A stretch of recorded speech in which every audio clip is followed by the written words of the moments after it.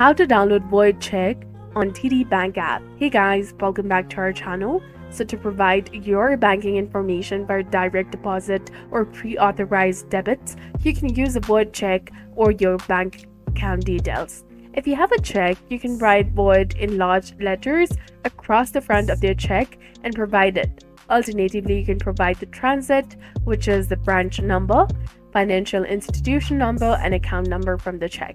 The check number is not required.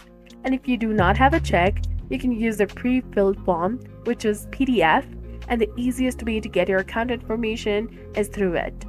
It includes your transit number, your financial institution number, and the account number. And to find your direct deposit information, you can use the easy way.